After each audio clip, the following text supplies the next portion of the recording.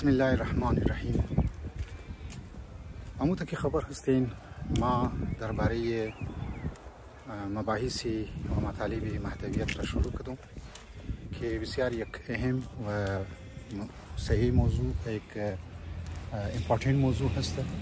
در دنیای پیچیده امروز ما باید کد امام خو، کد آقای خو، کد مولای خو رابطه برقرار کنیم و اهمیت معرفت امام زمان یا شناخت امام زمان اینقدر مهم هست که دمنی روایات عمده که حتی اگر یک کس معرفت رسول خدا را داشته بوده و رکاب رسول خدا زندگی کرده، که رسول خدا پاوال شده و در جنگ ها حتی شریک شده، لیکن معرفت امام از بعد از رسول خدا معرفت امام را اگر حاصل نکنه، بعضم او در یک مرگ جاهلیت رفته و از دنیا کسته، مثلا در حالت کفر رفته یا در حالت نفاق رفته یا در حالت گمراهی کسته رفته.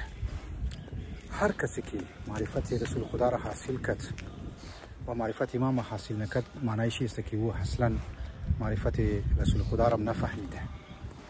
اینقدر این موضوع پر اهمیت است، اینقدر این موضوع امپورتنت است و ما باید در این آخر زمان که قرار داره، تقریبا شاید انتراتم علامات را توهمونه، یکی ما باید کد امام خو، کد مولای خو، کد آقای خو راز و نیاز کنی. ای آقا جان، ای مولای، تو تنها هستی، ما باید کد استو رابطه برقرار کنی. ما باید در دل خو کد استو کنی، در دل استو رو گوش کنی، کد قلب خو گوش کنی، کد پورا وجود خو کسته تو رو احساس کنی تو در کجا هستی. یک راز و نیازی روزانه نیم گنچه، 5 منت، 10 منت باید ما داشته باشی کد امام خو، کد مولای خو، کد آقای خو. اگر در دنیای چند روز ما امام وقت خو یاد نکنی، ما مولای خو یاد نکنی،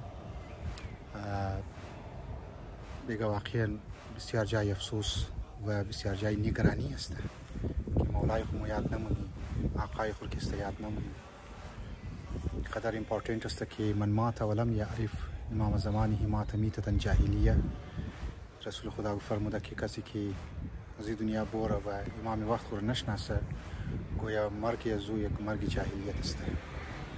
پروردگار عالم ما شما توفیق بده که روز بروز که امام خو رابطه برقرار کنی، مستحکم و مضبوط شونه و این رابطه ازمو. ما میتر وقتا فوقتا مختصر ویدیوز درباره مهدویت، درباره معرفت امام زمان علیه السلام که فارغ میشم در خدمت شما بیان منم. شما حتما مور فالو کنین منی چینل ازمو که یوتیوب است، سابسکرایب کنین چیر تا مطالب خوبی که بیان منم از علما، از کتاب ها، از استادا شما مستفید شدین. السلام علیکم و رحمت الله و برکاته.